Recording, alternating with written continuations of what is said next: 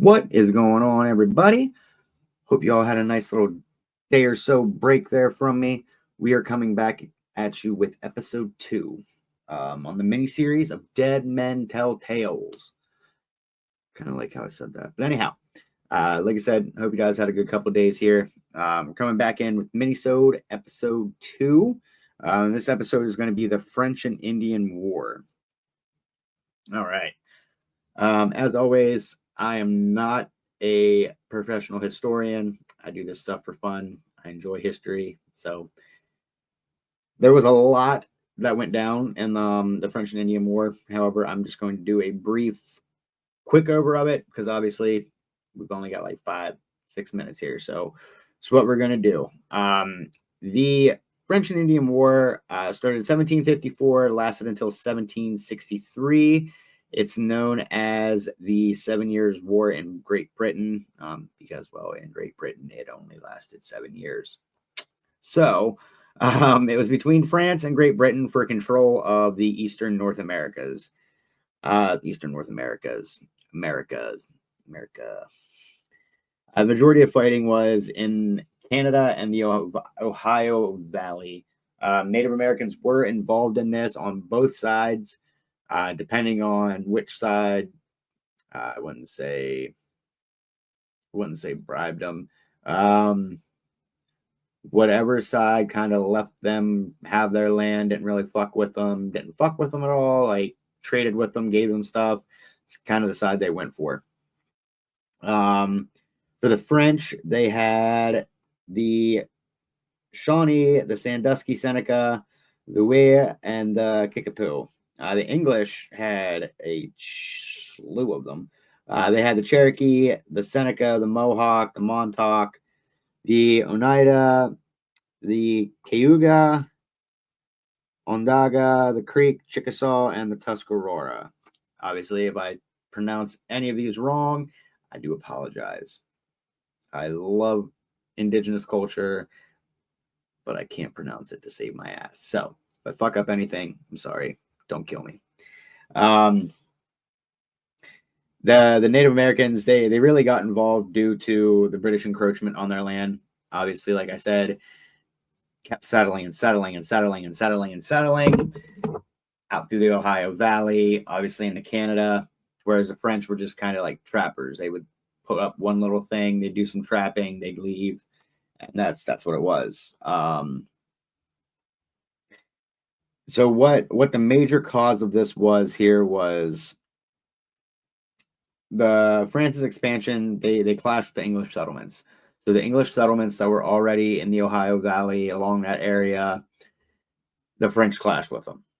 Obviously, two world powers. They don't intermingle so politely. The French won a series of battles against, obviously, good old G.W. Washington there, George Washington, Edward Braddock, as well as Governor Will Shirley. War was formally declared in 1756. So there's your 7 Years' War, 56-63. But the internet considers 1754 the start of it. So I'm assuming that's when like tensions started to rise, stuff started to, get a little bubbly. So the French commander actually dressed, and he learned Native American language to help build his ties with them. Like he wasn't just going over there being like, "Oh, here's some guns, here's some this, here's some that. Fight for me." No, like he learned their ways. So obviously it's gonna put you up there. Why wouldn't it? The French, they were laying the smack down until about 1757. When the new leader, William Pitt, his tactic, which this is just mind blowing here, guys, was to pay the colonies to recruit troops. Like, don't know why anybody didn't think of that, but it's where we're at. So how that was. 1758, Fort Duquesne is captured, and this fort is what got the Brits spooked because it was so damn big. It is captured and rebuilt and renamed as Fort Pitt. So, the British are starting to make a comeback here. In 1759, General Wolfe defeats Marquis de Montcalm. Both of them were Jesus. Both of them were fatally wounded. It's known as the Battle of Quebec. So, and then in 1760, Montreal falls, pushing France from Canada. Like France is out of Canada, Britain owns Canada. Obviously, that's going to close the North American portion of the war. In 1763, the Treaty of Paris that ends it, formally ends it. France secedes. Jesus. France ceded Canada and all claims east of the Mississippi to Britain. Spain gave Florida for picking a losing team because Spain was helping the French in England, and because they picked the losing team, Spain had to give away Florida. So, as compensation, however,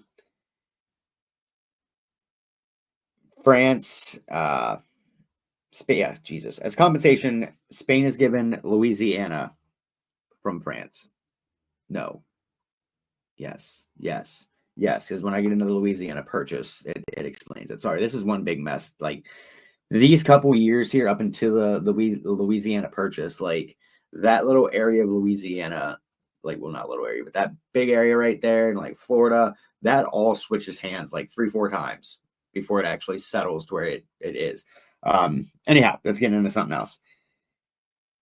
And this is obviously opening up the main theme of this mini series here.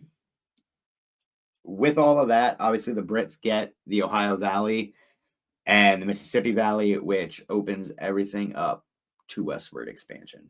So I hope you guys enjoyed this little brush over of the French and Indian War here. Let me know your thoughts. Obviously, if you guys want a deeper episode, let me know. I can definitely make that happen. Yeah, so you guys have any other questions, anything like that, shoot me a comment. Let me know what you guys think. Make sure you're hitting that like button, that little thumbs up there. That helps me tenfold when it comes to this stuff, as well as sharing, letting people know about me. Appreciate it. About us. I shouldn't say me, about us. And again, Dead Men Tell No... Jesus. Dead Men Tell Tales. We are on Spotify. Obviously, if you're listening to this, you found us on YouTube. So yeah. With that being said, everybody, peace out till the next episode.